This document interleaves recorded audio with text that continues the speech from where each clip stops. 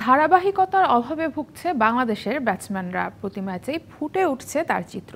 জিম্বাবুয়ের বিপক্ষে জয়ের ধারা অব্যাহত থাকলেও নাজমুল শান্তদের ব্যাটিং নিয়ে সমালোচনা চলছে। বিপরীতে বোলারদের ভালো করার প্রবণতা চোখে পড়ছে প্রতি ম্যাচেই।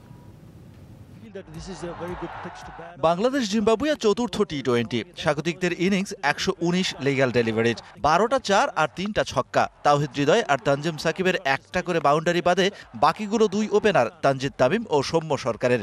ব্যাটিং দৈন্যতায় ঘেরা আরও একটা ম্যাচ জিতল বাংলাদেশ, তাও আবার শেষ ওভারে গিয়ে।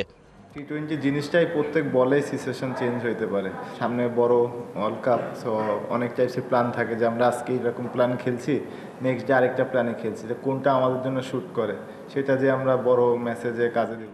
তামিম জুনিয়রের ৫২, সৌম্য সরকারের ৪২ আর তাওহিদ হৃদয়ের ১২। এর বাইরে স্বীকৃত ব্যাটসম্যানদের কেউই নামের পাশে যোগ করতে পারেননি ২ অঙ্কের রান।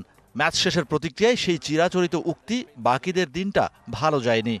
প্রথম দিকে আমি আর তামিম যখন ব্যাটিং করছিলাম, নতুন বলে একটু ভালো ছিল, বলটা ব্যাটে আসতেছিল।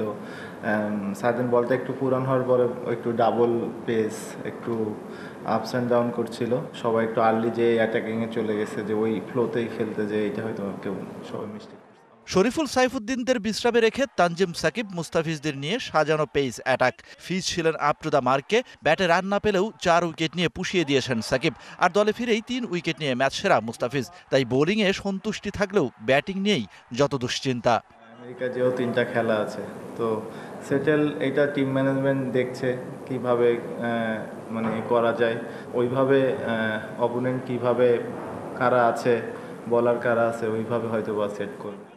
আসছে রবিবার সিরিজের শেষ ম্যাচ, সেটাতেও হয়তো জিতবে বাংলাদেশই। তবে প্রতি ম্যাচেই আশাহত করছেন টাইগার ব্যাটাররা। ব্যাট হাতে ধারাবাহিকতার অভাব হয়ে উঠছে প্রকট। Shahan Papon, DBC news, Dhaka.